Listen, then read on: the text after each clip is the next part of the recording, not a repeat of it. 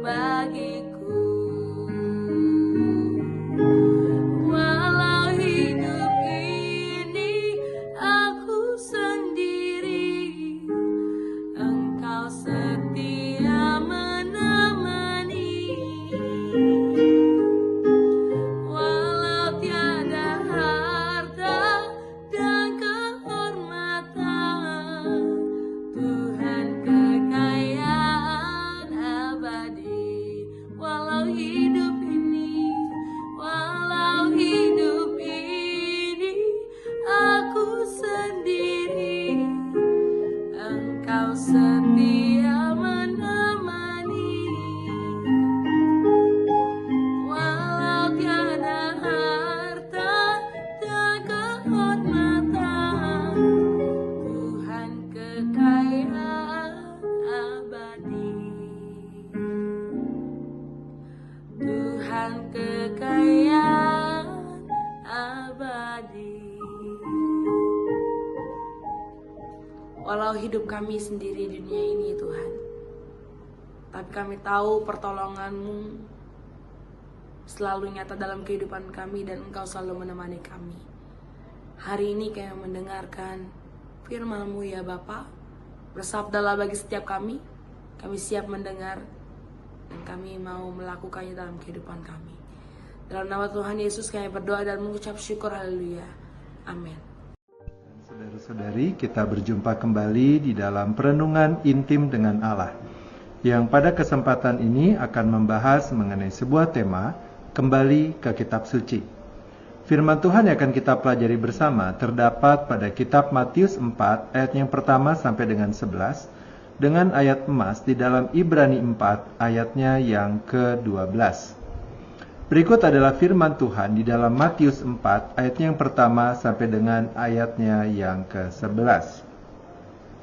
Pencobaan di padang gurun. Maka Yesus dibawa oleh Roh ke padang gurun untuk dicobai iblis. Dan setelah berpuasa 40 hari dan 40 malam, akhirnya laparlah Yesus.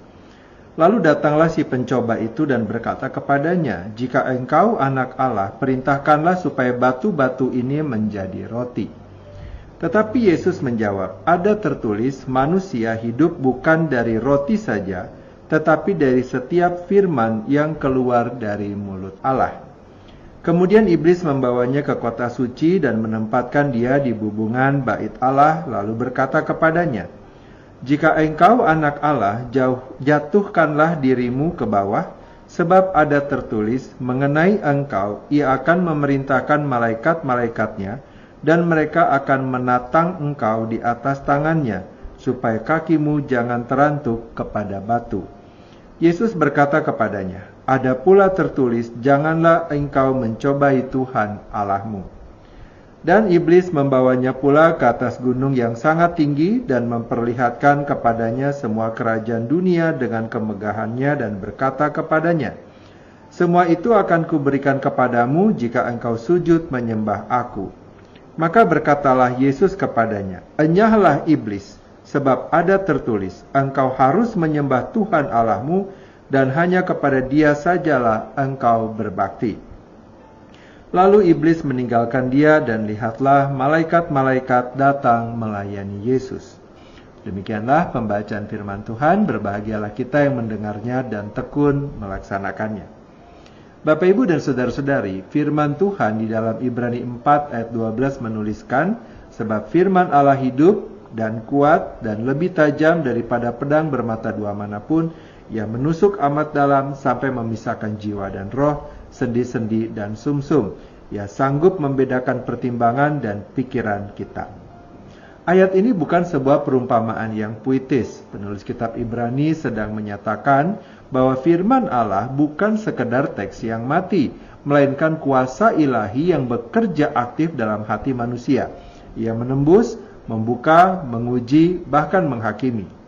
Firman Tuhan tidak berhenti di telinga saja, melainkan juga menembus hati nurani, membuka topeng kepura-puraan, menghancurkan kebohongan iblis, dan sekaligus memberi penghiburan yang tepat pada waktunya. Dalam dunia yang penuh kepalsuan, kita memerlukan sesuatu yang lebih tajam dari sekedar motivasi hidup. Kita memerlukan kitab suci. Matius 4 ayatnya yang pertama sampai dengan 11 memperlihatkan hal ini dengan sangat jelas. Setelah dibaptis dan dinyatakan sebagai anak yang dikasihi Bapa, Yesus dibawa oleh Roh ke padang gurun untuk dicobai oleh iblis. Ia berpuasa 40 hari dan 40 malam, ia lapar. Di titik kelemahan fisik itu pencobaan datang. Namun Tuhan Yesus tidak menjawab dengan demonstrasi kuasanya. Ia tidak mengubah batu menjadi roti untuk membungkam iblis. Ia tidak memanggil malaikat-malaikat untuk membela diri. Dia berkata sederhana, ada tertulis. Bapak, Ibu, dan saudara-saudari, 3 kali iblis mencoba menggoda dan 3 kali juga Tuhan Yesus menjawab dengan kutipan dari kitab Ulangan. Manusia hidup bukan dari roti saja, Ulangan 8 ayat 3. Janganlah engkau mencobai Tuhan Allahmu, Ulangan 6 ayat 16. Engkau harus takut akan Tuhan Allahmu, kepada Dia haruslah engkau beribadah dan demi namanya haruslah engkau bersumpah, Ulangan 6 ayat 13. Jawaban-jawaban yang diberikan oleh Tuhan Yesus bukan ayat yang dipilih secara acak. Semuanya berkaitan dengan pengalaman bangsa Israel di padang gurun. Bangsa Israel saat itu gagal mempercayai pemeliharaan Tuhan, gagal menahan diri untuk tidak mencobainya dan berulang kali jatuh ke dalam penyembahan berhala. Tuhan Yesus tidak gagal. Di sini kita belajar sesuatu yang sangat penting, yaitu kecukupan firman Allah dan sebagaimana dinyatakan di dalam Alkitab. Tuhan Yesus adalah firman yang menjadi manusia, namun dalam menghadapi pencobaan ia memilih untuk tunduk pada firman yang tertulis. Ia menunjukkan bahwa kitab suci cukup untuk menjawab tipu daya si jahat. Tuhan Yesus sengaja memakai kitab suci untuk mengajarkan kepada kita bahwa satu-satunya senjata yang kita butuhkan di dalam melawan iblis adalah firman Allah. Bukan pengalaman, bukan intuisi, melainkan firman. Mengapa firman begitu penting? Karena pencobaan seringkali merupakan peperangan narasi. Iblis tidak selalu datang dengan wajah yang menyeramkan. Ia datang dengan kalimat yang terdengar masuk akal. Jika engkau anak Allah, ya. Nah, identitas sedang diserang. Kepercayaan digoyahkan. Kebenaran dibelokkan sedikit demi sedikit. Bahkan Mazmur 91 ayat 12 pun dikutip untuk mendukung godaannya. Disinilah kita melihat betapa liciknya kebohongan. Ia sering menyamar dengan bahasa yang sopan, tutur kata yang baik, bahkan terdengar religius. Firman Allah lah yang memisahkan antara kebenaran dengan kepalsuan. Ibrani 4 ayat 12 menyatakan bahwa firman sanggup membedakan pertimbangan dan pikiran hati kita. Kata membedakan mengandung makna menghakimi atau mengevaluasi secara mendalam. Firman menyingkapkan motif tersembunyi dan memperlihatkan apakah kita sungguh mencari kehendak Allah atau sekedar pembenaran diri. Tanpa firman, maka kita mudah mengira bahwa keinginan kita adalah kehendak Tuhan. Bapak, Ibu, dan saudara-saudari, hati manusia adalah medan pertempuran antara janji Allah dan tuduhan iblis.